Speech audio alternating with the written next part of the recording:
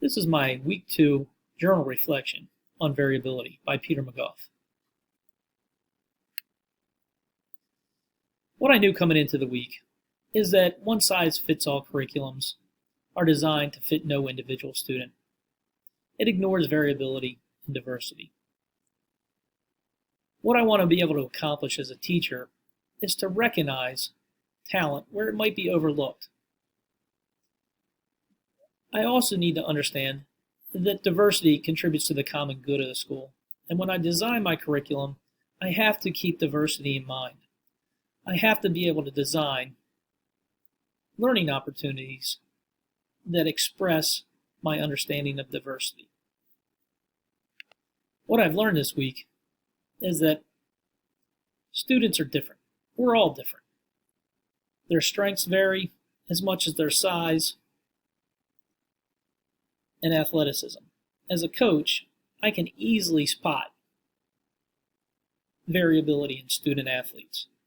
But when it comes to in class, it's hard to look at a student and understand what they're good at and what they're not going to be so good at. So curriculum design should provide multiple means of engagement, representation, and action and expression. All of these points are fostered through creating access and reducing high probability learning barriers.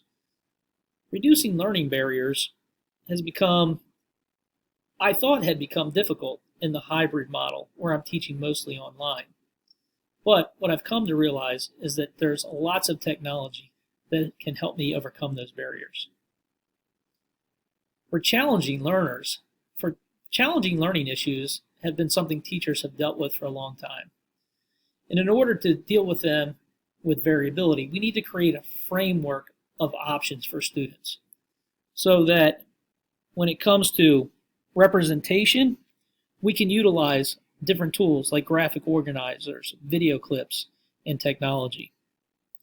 When it comes to options for action and expression, we need to keep an open mind on not only the process of teaching, but the products of learning and how our students can express that information. How I'm going to demonstrate what I've learned this week is through design.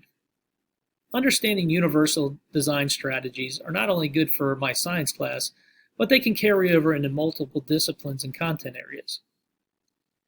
To design curriculum effectively, I'm going to have to be a little more flexible in my approach in both process and product.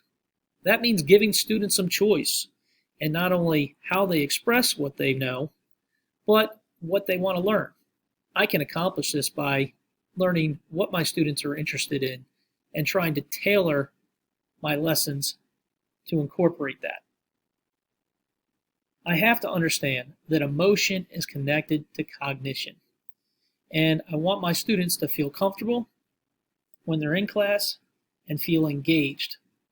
And they can't do that unless I'm giving them multiple means of engagement. Then I have to take into account my students' needs, skills, talents, interests, and backgrounds in order to optimize my lessons.